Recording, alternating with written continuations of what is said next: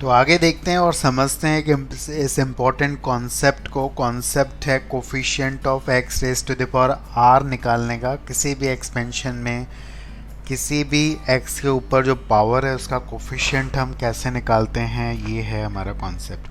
सो एक क्वेश्चन से आप इसको समझेंगे, फिर हम इसमें कुछ अच्छे खासे क्वेश्चंस को देखने जाएंगे।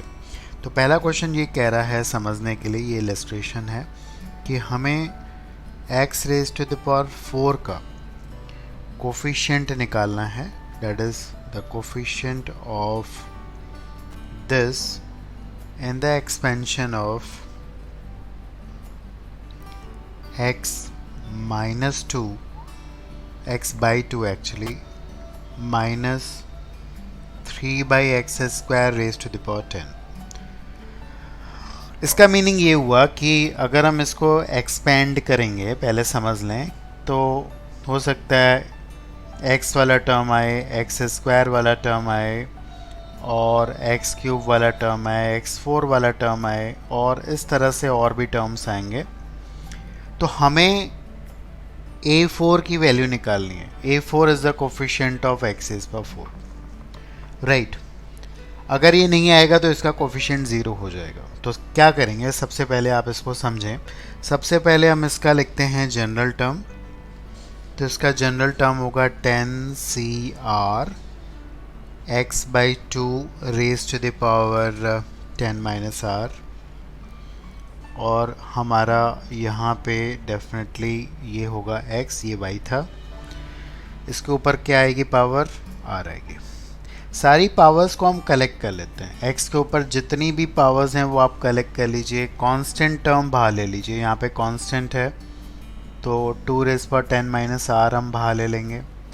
Minus 3 raise to the power r भी बाहर ले लेंगे यहाँ से। और x के ऊपर जो पावर हमारे पास यहाँ पे आ रही है और जो इसके ऊपर आ रही है, इस x के ऊपर पावर आ रही है, वो भी हम लोग अलग कर लेंगे। मतलब x के ऊपर जितनी भी पावर आ रही है यहाँ पे मैंने लिख दी है। तो x के ऊपर टोटल पावर हमारी आ रही है 10 माइनस 3r। अब ये 10 माइनस 3r जो हमें चाहिए ये 4 के बराबर, राइट। वहाँ से हमारी r की वैल्यू क्या आ जाएगी, r की वैल्यू आ गई हमारी 2। अब इसका मतलब ये हुआ कि 2 प्लस 1 यानी कि थर्ड टर्म होगा जिसमें x raise to the power 4 appear होगा, और उसका कोफिशिएंट क्या होगा, ये पूरी चीज़, डैट मीन्स इस पूरे को हम लोग कोफिशिएंट बोलेंगे। ये तो बायनोमियल कोफिशिएंट होता है NCR, लेकिन पूरी वैल्यू कोफिशिएंट होगी। और इसकी वैल्यू हम देख सकते हैं, r को जब आप 2 रखोगे तो इट विल बी 10c2। 2 के ऊपर पावर आ जाएगी हमारे पास 8, और माइनस 3 का हो जाएगा स्क्वायर, राइट। तो इसकी पूरी हम वैल्यू निकाल लेंगे। जब आप इसकी वैल्यू निकालोगे तो that will come out to be 405/256। तो टर्म तो डेफिनेटली इसमें x रेज़ पावर 4 भी आएगा, लेकिन कोफिशिएंट ये सारी वैल्यू होगी। अब यहाँ पे और कुछ जानने की कोशिश करते हैं। मान लेते हैं कि इसी क्वेश्चन में हमसे कोफिशिएंट ऑफ एक्स क्यूब पूछता, ठीक है। तो एक्स क्यूब पूछने का मतलब ये हो गया कि यही जो हमारा 10 माइनस 3r है उसको हम 3 के बराबर करते हैं, और r की वैल्यू यहाँ से आती है 7/3, जो कि एक इंटीजर नहीं है। इसका मतलब ये हुआ कि इसका कोफिशिएंट, मतलब ये टर्म अपीयर ही नहीं होता, तो कोफिशिएंट जो हो जाता, अगर अपीयर नहीं हो रहा है तो कोफिशिएंट हो जाता 0। ये ध्यान रखिए। तो r एक तो पॉजिटिव आना चाहिए और एक इंटीजर आना चाहिए। Got it. तो ये ध्यान रखेंगे। इसी तरह x5 का निकालना है, हम इसको 5 के बराबर करेंगे।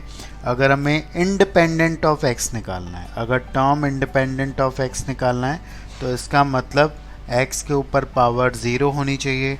यहाँ से भी r की वैल्यू इंटीजर नहीं आ रही है इस केस में, तो डेफिनेटली कोई भी टर्म इंडिपेंडेंट ऑफ x नहीं होगा। डैट मीन्स ये वाला टर्म, कांस्टेंट टर्म, यहाँ पे नहीं आएगा। तो हम ये भी कह सकते हैं कि कांस्टेंट टर्म इज 0।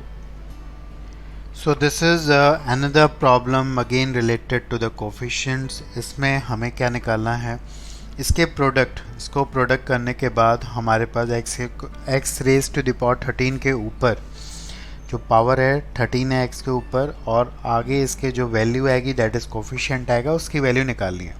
अब हम इसको एक एक करके एक्सपैंड नहीं करने वाले हैं, थोड़ा टफ हो जाएगा। यहाँ पे एक क्लोज हिंट है कि ये एक जीपी है, तो आप ट्राई कर सकते हैं पहले इस जीपी का सम करिए, then you can work on this. आप इस पे निकाल सकते हैं कोफिशिएंट और उसके बाद आप सॉल्यूशन भी देखें। So just give it a try, पहले आप ट्राई करें। तो यहाँ पे सबसे पहले मैं इस जीपी का सम निकाल रहा हूँ, जो कि 5 टर्म की जीपी है जिसका कॉमन रेशियो x है और फर्स्ट टर्म 1 है, तो ये आ जाएगा हमारे पास सम। अब यहाँ से आप देखेंगे तो ये आसान हो जाएगा, बिकॉज 1 माइनस एक्स इस पर 4 कैंसिल आउट हो जाएगा and we will be left with this, हमें ये मिलेगा। अब हमें निकालना है 13 का कोफिशिएंट। ध्यान दीजिए, अगर मैं इसको एक्सपेंड करता हूँ, कर नहीं रहा हूँ, सिर्फ आपको बता रहा हूँ कॉन्सेप्ट, तो हम इंटरेस्टेड हैं एक्स इस पर 12 के कोफिशिएंट से और एक्स इस पर 13 के कोफिशिएंट से। क्यों? बिकॉज जब ये 1 एक्स इस पर 13 से मल्टीप्लाई होगा तो हमें एक्स इस पर 13 मिलेगा, गॉट इट। और जब ये मल्टीप्लाई होगा एक्स इस पर 12 से तब भी हमें मिलेगा एक्स इस पर 13। तो एक्स इस पर 13 हो सकता है हमें 2 बार मिले, तो इसलिए हमारा निकालना ज़रूरी है। तो इसके लिए हम क्या करेंगे, बड़ा सिंपली, अब हम इसका जनरल टर्म लिखेंगे, क्योंकि हमें A12 यानी कि हमें एक्स इस पर 12 का कोफिशिएंट चाहिए और एक्स इस पर 13 का चाहिए। तो जब आप इसका जनरल टर्म लिखोगे तो डेफिनेटली लिखोगे 4CR माइनस एक्स इज पर 4 raise to the power R। आपको साफ साफ दिख रहा है कि अगर 4R की वैल्यू हमें 13 चाहिए तो R इंटीजर नहीं आएगा, डेट मीन्स A13 जो हो जाएगा दिस विल बी 0। और अगर हमें 12 चाहिए, if we need this as 12, अगर हमें 12 चाहिए तो उस केस में R की वैल्यू जो आएगी यहाँ पे 3 आएगी, और डेफिनेटली हमारा जो कोफिशिएंट हो जाएगा A12 that will be 4C3 minus 1 raise पर 3। तो ये जो आएगा ये आएगा हमारे पास -4। तो A12 जो आ रहा है हमारे पास, A12 आ रहा है -4। और यहाँ से हम कोफिशिएंट की अगर हम बात करें तो कोफिशिएंट ऑफ एक्स इज पर 13 जो आएगा वो definitely the value will be 4। So this is the answer for you. I hope you have understood this concept. So this is the next question for you, और ये previous years में आ चुका है। पहले क्वेश्चन को समझिए। In the expansion of 1 plus x raise to the power m and 1 minus x is per n, the coefficient of x and x square are given and they are 3 and -6, and we have to find out the value of m and n। तो आप try कर सकते हो, मतलब इसमें बहुत ज़्यादा complications बिल्कुल नहीं है, you can give it a try और बहुत आराम से करें। प्रोडक्ट में है, हिंट ये है कि हम 1 plus x raise to the power m का एक्सपेंशन करते हैं, बिकॉज ईजी है, सिंपल है। और आप ये देखिए कि x कब कब मिलेगा और एक्स स्क्वायर कब कब मिलेगा, इसका भी एक्सपेंशन करेंगे। तो जैसे अगर हम पहले वाले का एक्सपेंशन देखें तो डेफिनेटली ये आता है हमारे पास। आगे नहीं करना है, एक्स स्क्वायर तक करना है, बिकॉज हमें एक्स स्क्वायर का ही कोफिशिएंट चाहिए। और अगर हम अगले वाले बायनोमियल का एक्सपेंशन करें, so you will get this and we will be restricting ourself only to x square. Now understand the concept, you can pause the video again, get the solution है। X square और x कब कब मिलेगा उसकी value collect करिए और आप equate करिए 3 और -6 से, right. So if you have attempted this, you can see this solution। तो सबसे पहले x कब कब मिलेगा वो देखते हैं। x मिलेगा जब ये 1 जो है वो इससे मल्टीप्लाई होगा, that means it is minus NC1, और यहाँ पे भी हमें x मिलेगा डैट इज़ MC1। तो x आपको 2 बार मिलेगा which is equal to 3। If you expand this तो ये सिंपली आ जाएगा m minus n equal to 3, right. Again x square कब कब मिलेगा वो भी देख लेते हैं। वो कब मिलेगा बहुत क्लियर है। एक्स स्क्वायर मिलेगा आपको जब ये 1 जो है ये इस टर्म से मल्टीप्लाई होगा, that mean NC2। Similarly this will get multiplied to 1, तो MC2 आएगा। और एक और बार जब ये वाला x और ये वाला x वाले टर्म मल्टीप्लाइड होंगे, so when these two will get multiplied, तो यहाँ से हमारे पास आ रहा है माइनस MC1 इंटू NC1, और ये हमें दिया हुआ है -6। तो यहाँ से अगर आप इसको एक्सपेंड करेंगे you will get another equation in m and n। अगर आप इसको ओपन अप कर लें सिंपली तो ये कुछ हमें मिलने वाला है। यहाँ से m इंटू n मिलेगा डैट इज़ इक्वल टू 6। बहुत इजी है, चाहे तो आप m की वैल्यू यहाँ पे सब्सटीट्यूट कर दीजिए तो n में क्वाड्रेटिक आ जाएगा, ये चाहे तो n की वैल्यू सब्स्टिट्यूट करिए तो उससे भी आपको वैल्यूज़ मिल सकती है, ठीक है। तो व्हेन यू सॉल्व दिस, आप जब सॉल्व करेंगे तो आपको दोनों की वैल्यू मिल सकती है। So check your answers from here. m will be equal to 12 and n will be equal to 3.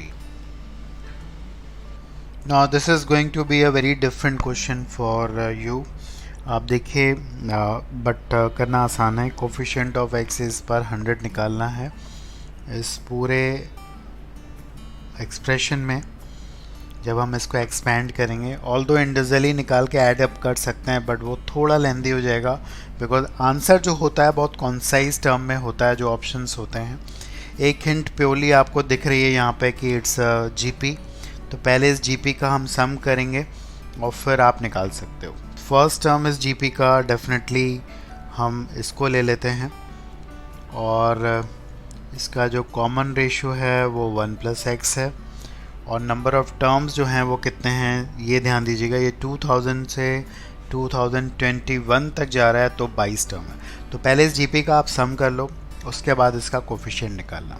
So just try it, और अगेन आप इसका सॉल्यूशन चेक करेंगे after honestly trying it. So let us see the solution here. आप सबसे पहले जैसे हमने कहा कि इस फॉर्मूले को लगा के आप इसका पहले तो सम कर लें।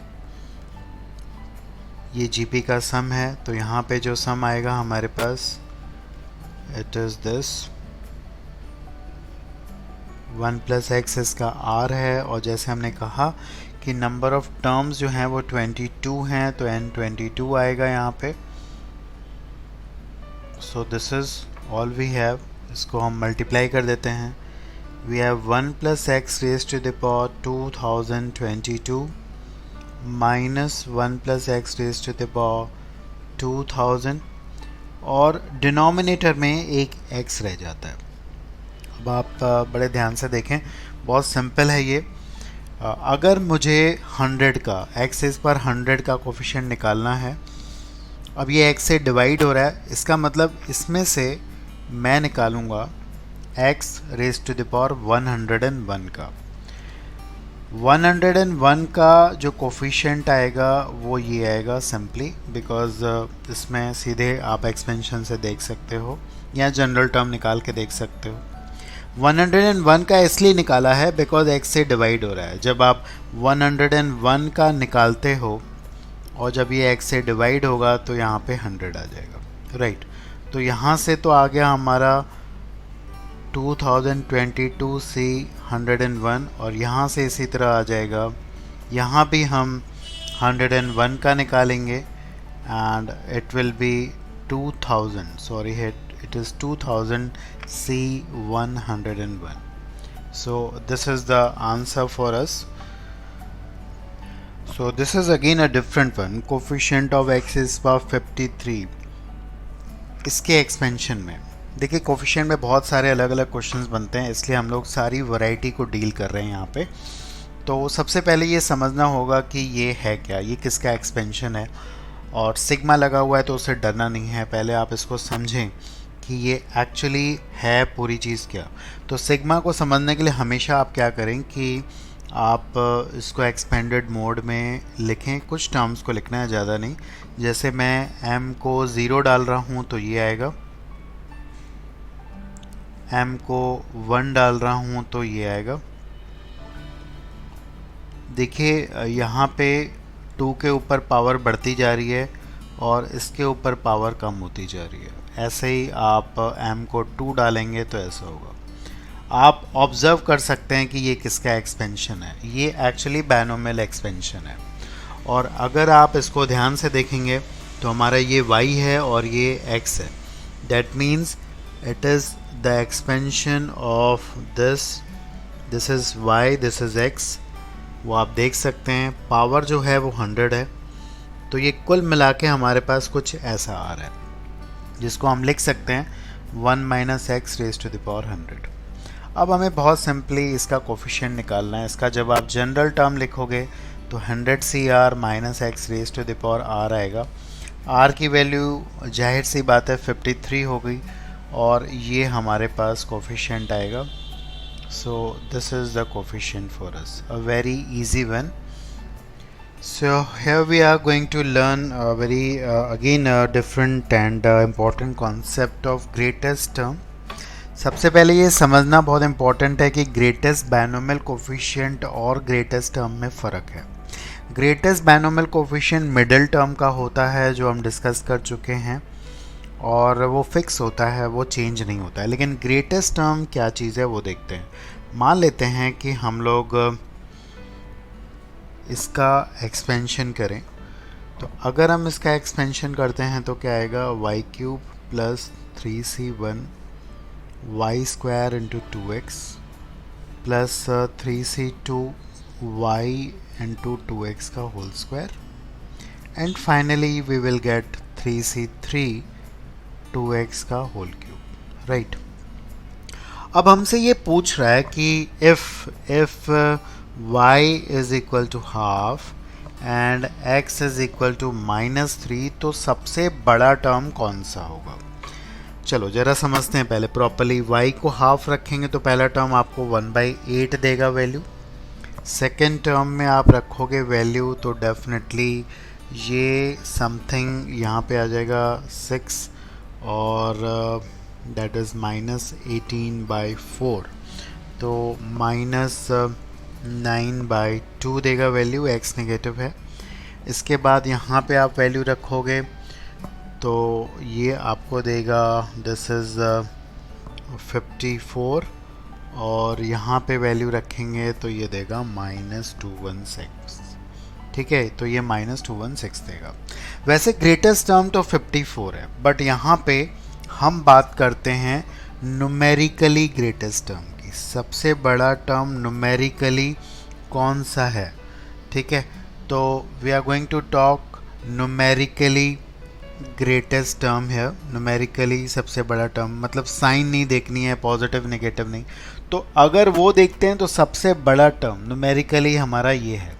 तो सबसे पहले ये समझना बहुत इम्पॉर्टेंट है कि न्यूमेरिकली ग्रेटेस्ट टर्म कौन सा होता है। मतलब x और y की वैल्यू रखने के बाद सबसे बड़ी वैल्यू किसकी आती है, इसकी नहीं है, इसकी नहीं है। वैसे तो इसकी थी बट न्यूमेरिकली इसकी है, तो इसको हम ग्रेटेस्ट टर्म बोलते हैं, राइट। तो इसके लिए कॉन्सेप्ट क्या है पहले समझ जाते हैं। हम इसके एक्सपेंशन में मान लेते हैं कि tr+1 is the greatest term. मान लेते हैं कि ये ग्रेटेस्ट टर्म है। जो टर्म्स का पैटर्न चलता है ना, कोई भी टर्म अगर बड़ा होता है तो जस्ट अपने पहले वाले से ज़्यादा बड़ा होता है, मतलब इन दोनों में कंपटीशन होता है, इसका इसके साथ कंपैरिजन नहीं है। तो जब आप कंपैरिजन करते हो कि ये सबसे बड़ा टर्म है, तो आप इसके जस्ट पहले या बाद वाले से कंपैरिजन करते हो। तो अगर ये ग्रेटेस्ट टर्म है तो अपने जस्ट पहले वाले से बड़ा होगा, राइट। न्यूमेरिकली ग्रेटेस्ट है तो मॉड भी लगाना होता है। हो सकता है कि दो टर्म बड़े हों, यानी कि इक्वल टू भी साइन हम यहाँ पे ले रहे हैं, तो दो टर्म भी बड़े हो सकते हैं। तो इस एक्सप्रेशन को जब आप सॉल्व करते हो तो आपके पास एक रिज़ल्ट आएगा, उस रिज़ल्ट को ही आपको लगाना है, जो कि मैं आपके लिए लिख दे रहा हूँ। यहाँ से आर एन और एक्स वाई के टर्म में एक रिज़ल्ट आएगा कि आर की वैल्यू जो होगी वो n plus 1 upon 1 plus mod of y by x से बड़ी होगी। Got it? तो ये ध्यान देना है, यहाँ से आप r की वो वैल्यू निकालोगे जिसके लिए सबसे बड़ा होगा। ये ध्यान रखेंगे कि अगर ये वैल्यू पूरी इंटीजर आ जाती है तो इक्वालिटी होल्ड करेगी and two terms will be greatest. तो नोट कर लें, अगर r एक यहाँ पे एक इंटीजर आ जाता है, एग्जैक्टली इंटीजर आ जाता है, then equality holds and these r plus 1 and tr ये दोनों बराबर होंगे, इनका मॉड बराबर होगा and these two terms will be greatest. ये थोड़ा सा ध्यान देखते हैं। तो समझते हैं एक एग्जाम्पल से, इसको देखते हैं क्या आता है। तो जैसे पहला एग्जाम्पल है जिसमें कि हमें इसमें निकालना है greatest term. We have to find out the greatest term when y is half and x is equal to 1/3, right? तो जैसे मैंने कहा था कि आप इस रिज़ल्ट पे सीधे जाइए, तो I am writing the result here. r is less than, what is n? n is 8 plus 1 plus y by x. अब यहाँ पे थोड़ा कंफ्यूज नहीं होइएगा, ये बड़ा this is a error prone area.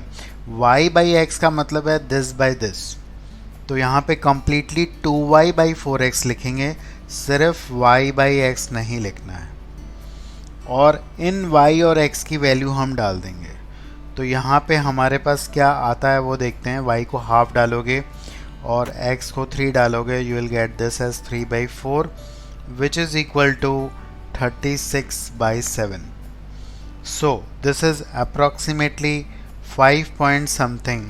तो r की वैल्यू 5 पॉइंट समथिंग से छोटी होनी चाहिए, that means from here r is equal to 5।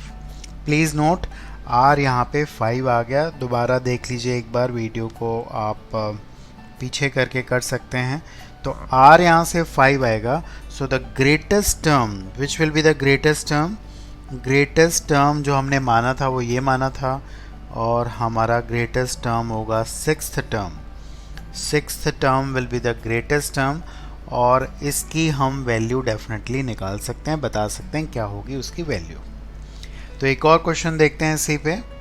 So here is the next one. यहाँ पे है अगला क्वेश्चन, हमसे फिर ग्रेटेस्ट टर्म पूछा है, तो आप ट्राई कर सकते हो। Please just pause this video. अब आप डेफिनेटली ट्राई कर सकते हो, जस्ट डू इट, और करने के बाद ही आप इसका सॉल्यूशन देखें, वरना आप सीखोगे नहीं। तो please go for it first, then you can watch the solution here. So I do hope you have done this. और अब हम देखते हैं इसका सॉल्यूशन। और जैसे मैंने कहा था कि ये रिज़ल्ट हमारे पास है, r इज़ लेस देन और equal to n plus 1 upon 1 plus mod of y by x. तो वही हम लगाने जा रहे हैं यहाँ पे। तो r की वैल्यू यहाँ पे लिख रहा हूँ n plus 1, that is 15 plus 1 plus y। Definitely हमारा y क्या है? y ये है 9y बाई 2x, इसको हम देख रहे हैं। ये आ रहा है हमारा 16, और y की वैल्यू डेफिनेटली 1/3 रखेंगे, और x की वैल्यू 5/2 रखेंगे। तो हमारे पास यहाँ पे क्या आ रहा है? आई थिंक दिस इज़ 3/5 है, राइट। अगर आप इसकी वैल्यू एग्जैक्टली देखोगे तो ये वैल्यू हमारे पास आ जा रही है, दिस इज़ बेसिकली 10। अब देखिए यहाँ पे एक इंटीजर आ गया। आपको बताया था यहाँ पे कि अगर इंटीजर आता है, ये फ्रैक्शन में नहीं आया, डेसिमल में नहीं आया, आर की value less than equal to 10 आ रही है, तो इस समय इक्वालिटी होल्ड करेगी और दो टर्म बड़े होंगे। कौन कौन से जो हमने माने थे, that is T R plus one and T R both will be equal, और दोनों बड़े होंगे। That means 11th and 10th term will be greatest term, right.